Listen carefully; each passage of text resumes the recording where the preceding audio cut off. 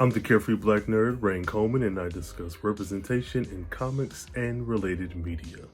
And this is my personal problem with Jubilee culture.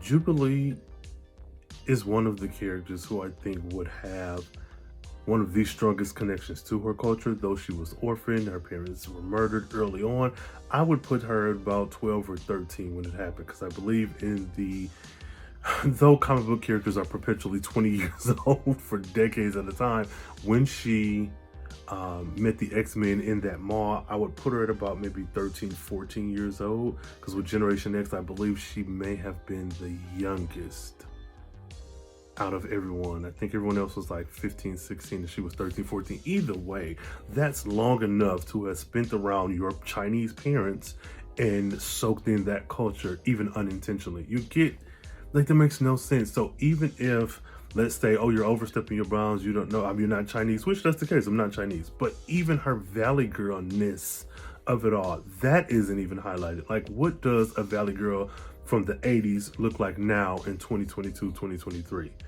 Is it similar to the Housewives as far as the look, as far as the actions? Is it like, what? There has to be something that you can pinpoint to, like, highlight this is where she's from culturally, even if we're not focusing on her Chinese part and it's just on like the LA, Beverly Hills, wealthy girl of it all. There has to be something there. Now, I'm not a child of immigrants. I'm not a first generation American. So I can't speak to those experiences. I don't know about intimately what that looks like, but you know who would? Jubilee. Like, how are we not getting a story? I don't know. I feel like she's one of the characters who has such rich backstory, even with all the missteps that's happened over her tenure. There are things that can be done to course correct. Again, retcons happen every day. New writers get a hold of characters all day long. I just feel like Jubilee is one of those characters who deserves so much more than what she's got so far.